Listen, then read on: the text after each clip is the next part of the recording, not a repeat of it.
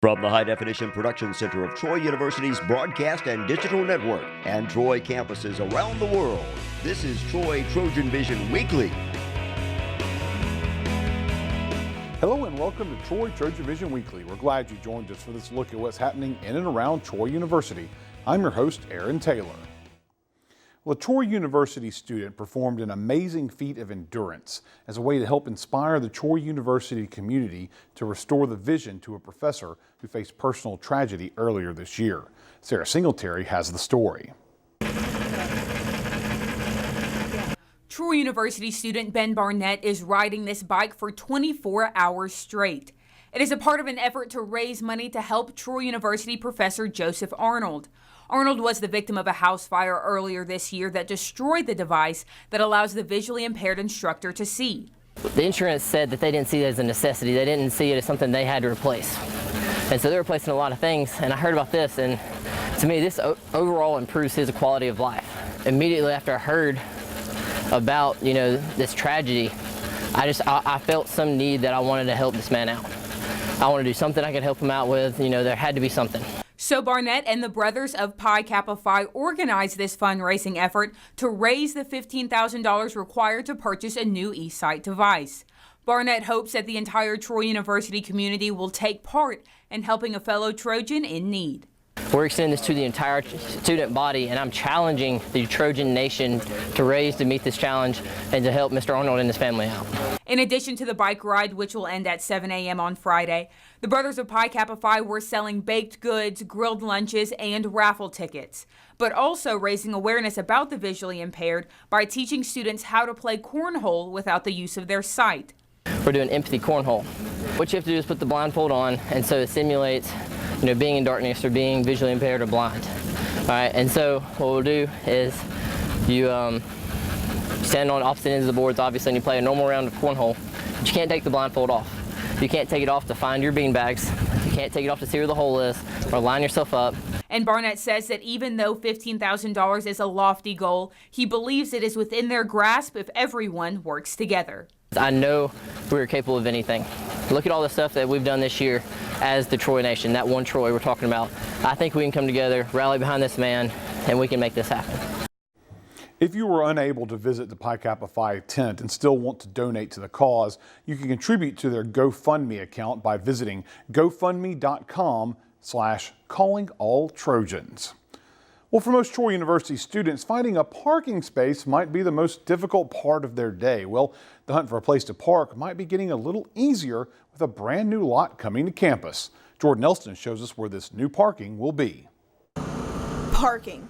It's an issue that many Troy University students have been complaining about for quite some time, but a new addition to campus could rid students of their complaints. The proposal is to take the wooded area that's in front of the Trojan Center, between the Trojan Center and the track, and that area will be cleared out and filled in, and a parking lot would be built there. The parking lot, which will be located in this wooded area behind me, will contain between 550 and 600 spots. There are still a few projects that need to be completed before the construction begins. However, Reeves says that he is hopeful that the project will begin soon. We got to go through the engineering process and the bidding process and all of that, but we would begin that process soon, because as we bring some other projects up to speed, as Dr. Bookout and his staff work to get the North End Zone building project up and going, and as we work with them to get the Student Wellness Center up and going, that's going to take parking away. So we've got to put the parking piece, at the front end to go ahead and get the parking built, so that when we take parking away, we won't be, we'll gain parking. The parking lot will be paid for with the money that the university makes through parking tickets, decals, and license plate purchases, and therefore no additional fees will be added for the next school year. And how do students feel about the parking addition? I think it's a great idea. We definitely need it. I feel that this will be a great addition to Troy. I feel like that when, we have our games, home games, parents will have more parking and more access, so they won't get tickets. I think it's a good thing. Parking is a pretty serious issue, especially in the morning. In the afternoon, it's not so bad, but in the morning, it gets pretty crazy. So we definitely need more parking. It needs to be improved for sure. I think it's a great idea because it causes, when you don't have parking, then it causes you to want to park somewhere where you end up getting tickets.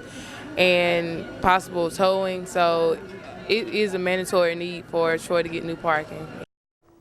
Wednesday night's Trojan volleyball matchup against Tennessee was broadcast on ESPN3, but it wasn't just the student athletes showing off their skills. Some Troy University journalism students were displaying their talents behind the cameras as part of a new class offered this semester. William McCarthy explains. Some Troy University students got the chance this semester to learn how to produce and film a live sporting event for ESPN. It is a new class being offered in the Hall School of Journalism.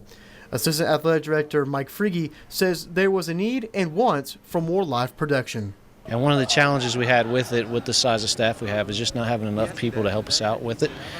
So we kind of were brainstorming, and the thing we came up with was a touch base with Dr. Spurlock over in the journalism department and talk to him about, hey, how can we incorporate the student body into this and make it more of a student project rather than just an athletics project. These students are not just here to learn how to shoot a camera.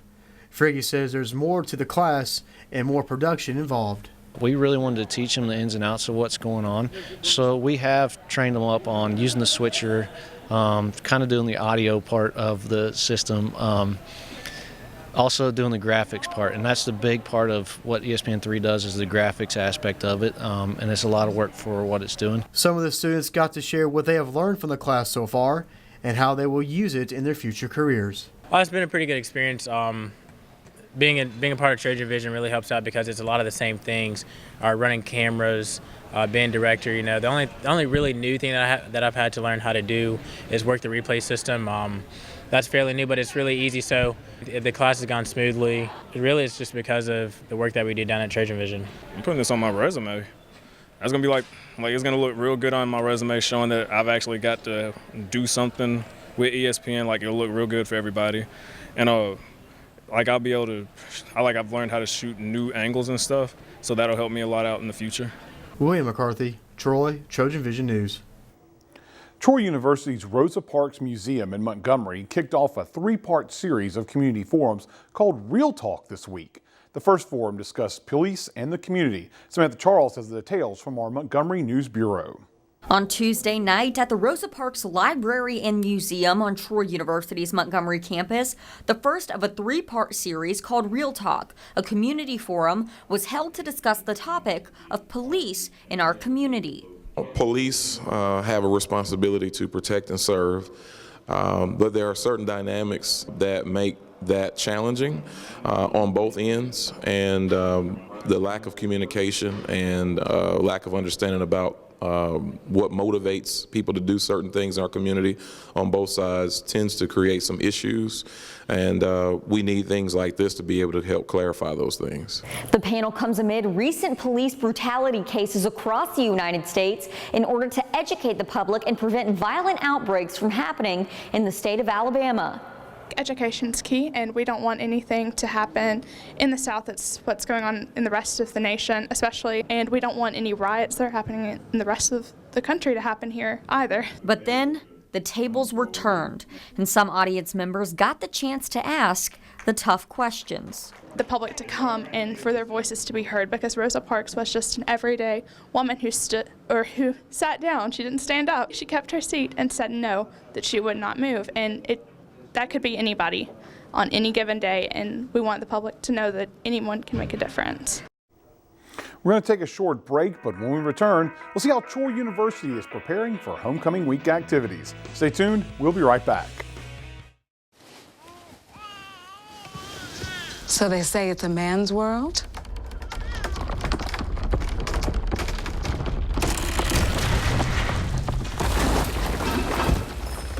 See anybody's name on it. While they were out doing their thing, we slowly changed all that.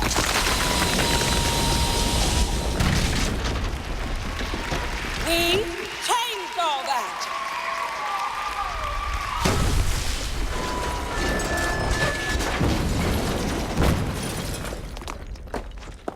Today, women can do anything men can do.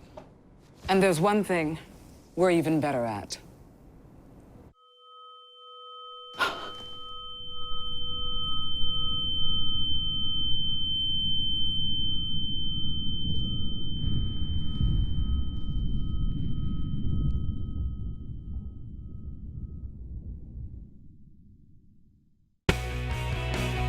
Now back to Troy Trojan Vision News Weekly. With homecoming week just around the corner, the Student Government Association is making some last-minute improvements to make the week more exciting. William McCarthy has the story. On Tuesday night, the Student Government Association held its weekly meeting inside Hawkins Hall. On the agenda was homecoming week and all the activities the SGA will be a part of. So this meeting we had a lot going on. A lot of it was talking about our events for homecoming, getting our ducks in a row as far as who's going to be working what events and the logistics behind that. Also, we talked a lot about Rivalry Week, something that we're really excited about. This is our second year doing that, so we talked a lot about the details going into those sort of events for that week. And then we also talked about updates from the election. We had almost double the amount of people vote in this election, so we're really proud about that. For homecoming week, many events are planned that will make the week exciting for everyone, and maybe a couple of new changes to the scenery around campus. I think it's going to be great this year. Sam Moody, our VPCA, has a lot going on to make it a very physical change on the campus. We're planning on hanging all 20-plus banners on around campus on the quad with balloons, very decorative and festive. We've got obviously our skit and homecoming dance, which are two of our events. We also are continuing the street painting that's going on this year. Also on discussion was the talk of Rivalry Week and all the events going on then, as well as the progress of students buying tickets through SGA who are all going to the Troy vs. South Alabama football game. So there's two different types of tickets that students can get. There is a $10 ticket where it's just the ticket to get into the game that they can buy through our office. It'll be cheaper there than getting them at the game, at the South game. Or they can buy the $20 ticket, which is a ticket to the game and a bus ride down and back. And so we're very excited to offer that. We have had so many students already sign up for it, and it's just the first day. So we're excited to get a good crowd going down there. William McCarthy, Troy, Trojan Vision News. And even though it's 2 weeks away, the Trojan football team's big rivalry game against South Alabama is already on the mind of Troy students, as you heard in that last story. The game will be played in Mobile this year, but students have the chance to make the road trip at a bargain price. Seth Hawk explains. Troy Student Alumni Association teamed up with Troy Student Government Association to sell all access passes to Troy students for the low price of $20 to the Troy versus South Alabama game. So today we are selling tickets for an all-access pass for the Troy versus South football game on October 20th. Now I know this ticket isn't necessarily a golden ticket, but it might as well be, because this one $20 ticket will get you a bus ride to and from the stadium, admission into the stadium, and free Troy tailgating. Troy has only one home game in the month of October, which is the homecoming game against Georgia State on October 15th. Which makes the deal that the SGA and SAA are offering to students even greater to one Troy student. I think this is a really good deal, especially for students. We don't get the opportunity to go to away games for such a great price, and we also get food and free transportation, which is another thing that I was kind of nervous about. So for $20, you get to go support your Trojans that are doing amazing, and you also get to get free food and all the other stuff. I think it's great. The SGA and SAA will have a table set up in the Trojan Center for the remainder of the week to give the students the opportunity to make the ride down to Mobile to support the Trojans. Seth Hawk, Troy, Trojan Vision News. This was Domestic Violence Awareness Week, and Trojan Outreach was doing their part to spread the word, as well as promote an event to help fight suicide. Sarah Singletary tells us how. Domestic violence awareness was the topic of discussion Wednesday afternoon as members of Trojan Outreach reached out to students with information and even a little test about healthy versus unhealthy relationships. We're showing what is healthy, what's unhealthy, and what's abusive. It's a little game where you can stick what you might think is healthy or unhealthy in a slot, and we can tell you whether or not that's right or not. It's been really interesting to see everyone's different responses, because a lot of people, for example, think that it's okay to have your partner's social media passwords and things like that, when that's actually an unhealthy way to have a relationship.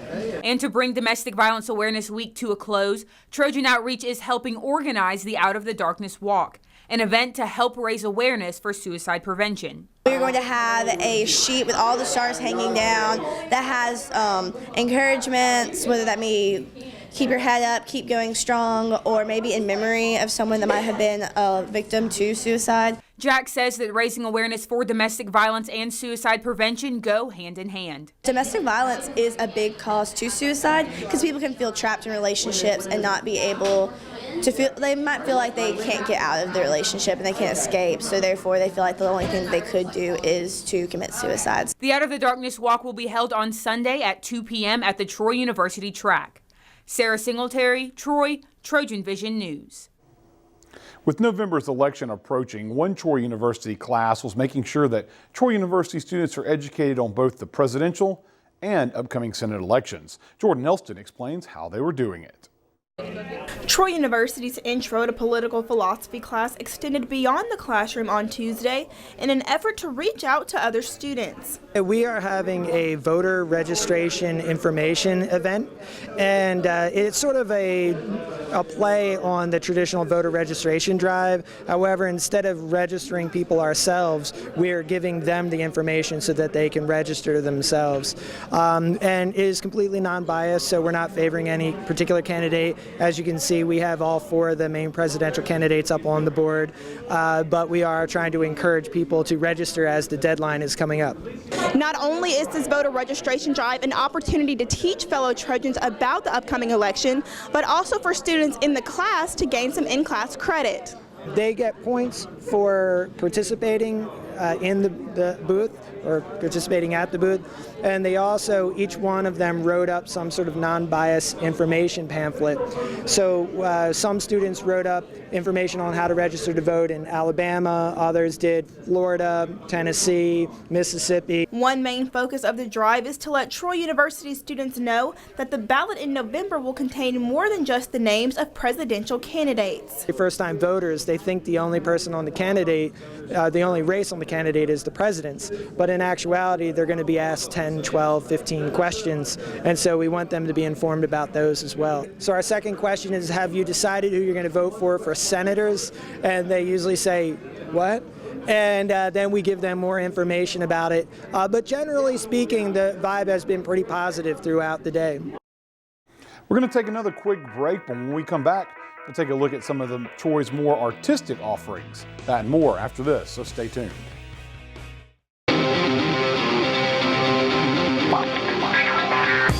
If you're a true Troy Trojans fan, you'll refuse to miss Trojan Sports Net.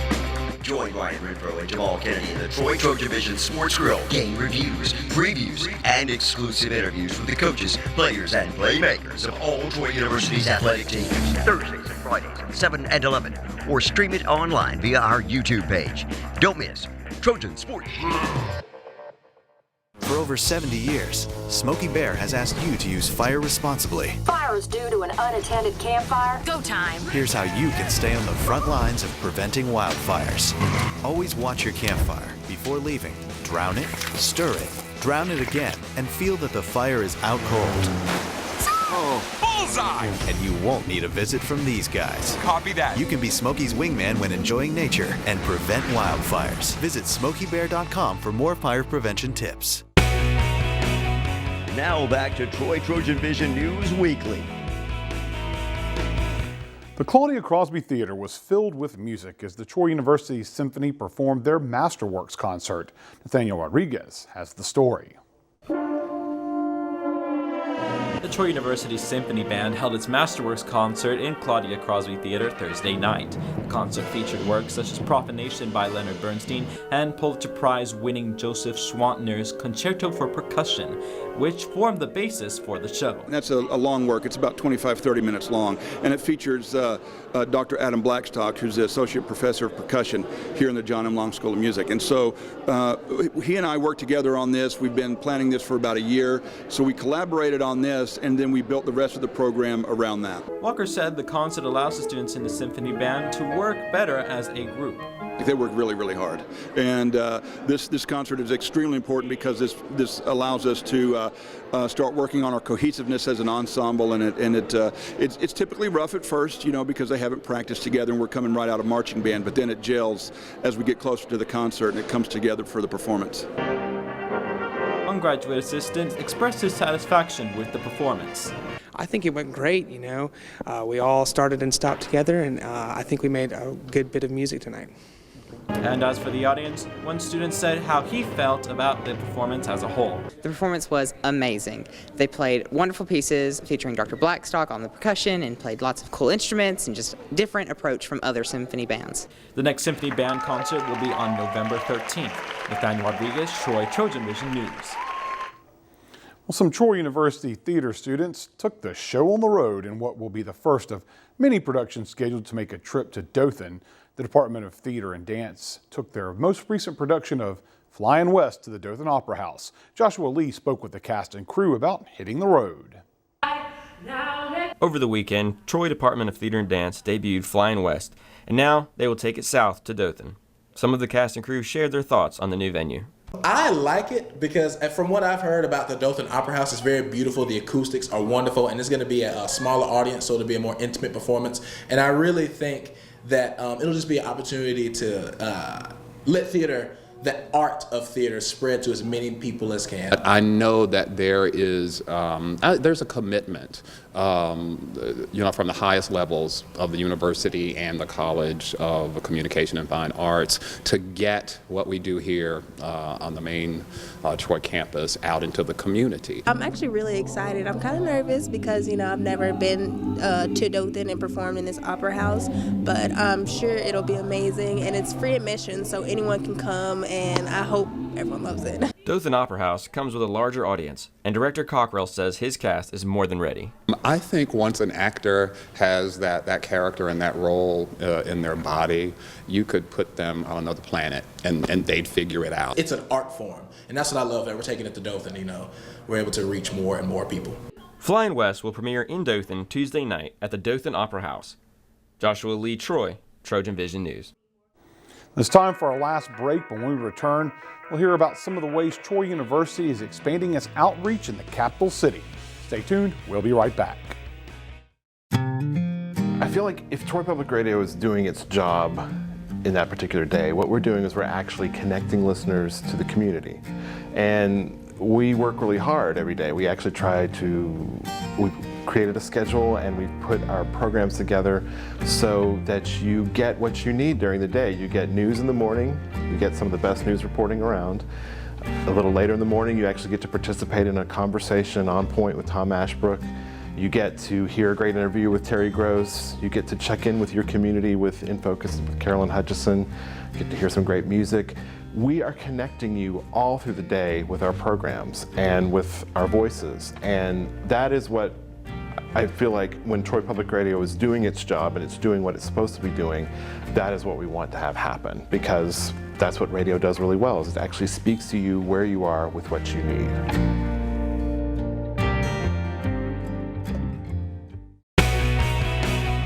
Now back to Troy TrojanVision News Weekly. Troy University's Montgomery campus is expanding its outreach in the Montgomery community. We'll find out some of the ways they're doing it in this week's Trojan Talk. Hello and welcome to Trojan Talk. I'm your host, Aaron Taylor. Today we'll be discussing Troy's Montgomery campus, and my guest today, Vice Chancellor of the Montgomery campus, Lance Tatum. Lance, thanks for joining me here today. Oh, pleasure to be here, Aaron. And the Montgomery campus, as most of our viewers are probably aware, there's 4 campuses in the state of Alabama, Montgomery campus being the biggest campus that's closest to us that folks might know in our viewership here. But there's some changes going on the campus to kind of make it a little bit more, user-friendly to the community. And talk a little about some of the plans that the Montgomery campus has happened and was going through. So, well, absolutely. You know, the Montgomery campus was really created out of a relationship that the university had with Maxwell Air Force Base in the mid-1950s. Since that time, Montgomery has moved from being on the base to being in the downtown area.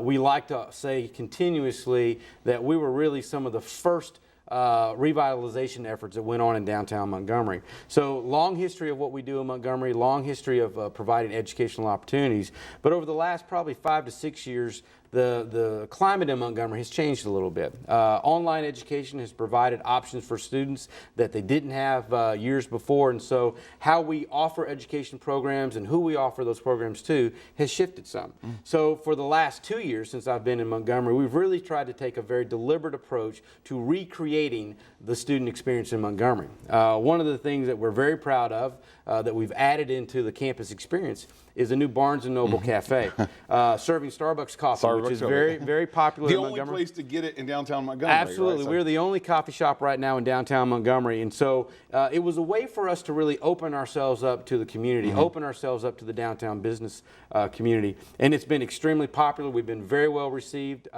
We get a stream of people coming in at that 7:30 hour in the morning. And so, it's been part of what we've tried to create for students. We're renovating our lobby area. We don't have a student union in Montgomery, but we wanted to create a place for students to gather, to have a sense of community where they could interact with each other, interact with faculty. We hope that that project will be finished in the next month, month and a half. So, really trying to become much more involved in what's happening in downtown Montgomery, beyond just the academic piece. And of course, and you've always, the renovations that were done to the campus and the clock tower and things like that were some of the things that you hear city leaders talk about that drove people down that area to say, hey, we could do something in downtown Montgomery. And that still seems to be the case to this day. So. Absolutely. We are very proud of the fact that we have an incredibly attractive campus in Montgomery. We have some of the only green space that you're going to really find in the downtown area. Montgomery Street has a great deal of history. It was on Montgomery Street that Rosa Parks was arrested. It is on Montgomery Street that a number of marches have occurred. The march from Selma to Montgomery came right past the Whitley Hotel, which is where we're located.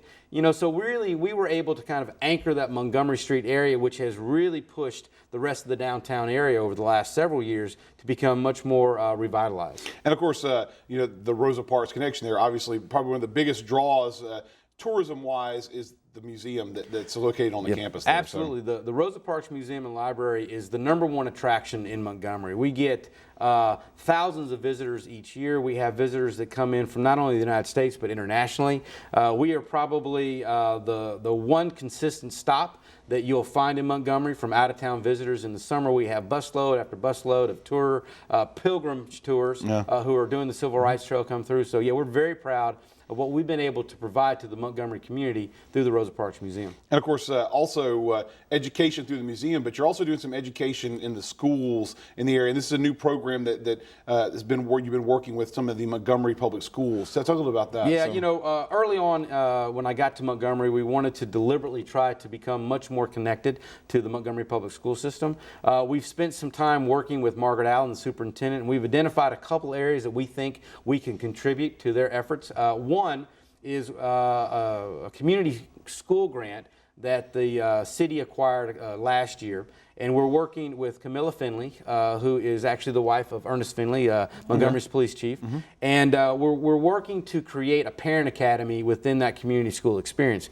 What this is going to do is allow us to meet with the parents of the Davis Elementary School students, help them to learn what the school system really looks like, how you advocate for your student. We'll add in some mental health types of components, some health wellness type of components, and really try to help the Davis Elementary School become a place where students are much more, our parents are much more involved.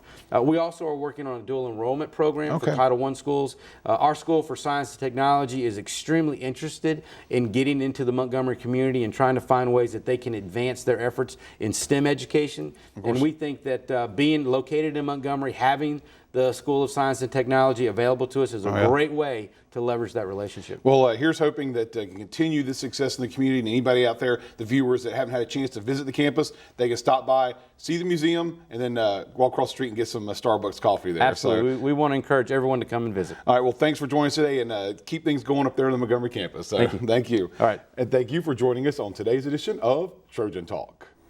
And that's what happened on the first week of October 2016. To find out what's happening throughout the week, you can tune in to Troy TrojanVision News at 5, 6:30, and 10:30, Monday through Friday. We hope you join us again next week for another edition of Troy TrojanVision Weekly. Have a good week.